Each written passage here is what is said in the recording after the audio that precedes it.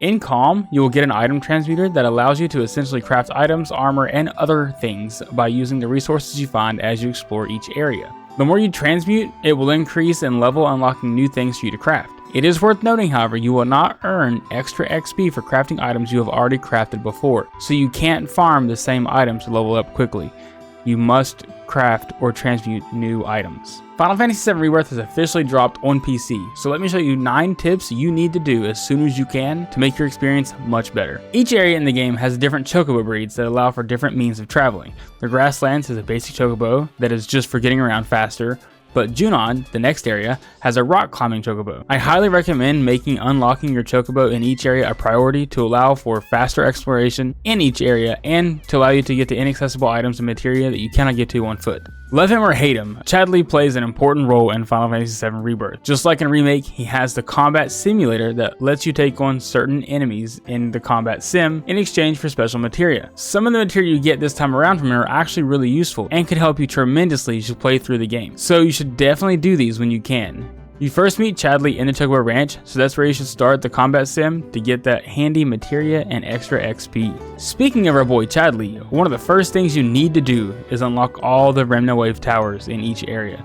This will allow Chadley to better spy and understand, doing this will allow you to see more of the surrounding area and reveal some objectives you will want to complete. This type of mechanic is pretty much the same as it is in other modern open world games, but climbing these will help you find things much easier and much faster, so be sure to do that and make it a priority. Find the Mog Stool. As you explore the areas in Gaia, you will come across these cartoony looking Mog trees. When entered, you will be transported into the Moogle Land, where you're tasked with gathering the Moogles and putting them back into their area. After doing so, you will be rewarded with Moogle medals and the Moogle Emporium, a special shop that allows you to trade in this Moogle metal currency to buy special items like different character manuscripts and accessories. These manuscripts grant the proper character an extra 10 skill points or SP to use on new weapon abilities or skill nodes in the folios, so these are definitely worth grabbing when you can. Speaking of folios, these are this game's versions of unlocking new skills and team attacks. You definitely want to use your SP when available to learn new skills and moves. There are 3 colors of each skills in a folio's trees: orange for synergy attacks, blue for stat boosts, and purple for abilities. And don't worry about missing one or wanting to try new ones for each character, because you can reset the skill tree for free and get all of your SP back to reallocate them how you want. So don't be afraid to play around and unlock abilities and refund them and then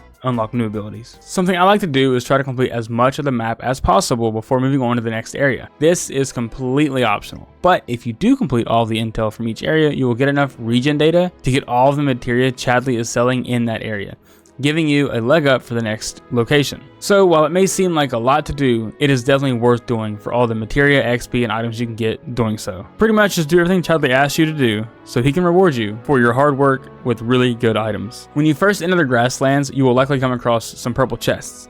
These chests hold weapons for the party members. For example, near the swamps, you can get the Sleek Saber for Cloud or Aerith's Timeless Rod in Bill's Ranch. If you end up missing these, you can buy them in the next area's shop, but they're free and just laying around for anyone to grab, so make sure you grab them and don't waste your gil on them. There's no reason to buy them when you can just get them for free in purple chests. There are plenty of these chests scattered around Gaia, so be on the lookout for them. While there isn't any direct fast travel in Final Fantasy VII Rebirth, you can transport to previous areas by Chocobo and other means later in the story. To unlock the ability to transport quickly from Junon to the Grasslands, you will need to complete the side quest Stuck in a Rut from Gabe at Gabe's Ranch in Junon. Now, if you go to the red icons on the maps, you can transport via Chocobo quickly between these 2 areas. This is definitely worth doing as soon as possible in case you want to go back to the Grasslands or Junon or whatever it may be later on and finish up your maps without having to walk back by foot. I hope this advice was helpful, and if you have any other questions, please feel free to post them down below in the comments, and I'll get to them as soon as I can. If you enjoyed the video, please consider liking and subscribing for more content like this, and for more Final Fantasy VII Rebirth content, check out this video here. Peace.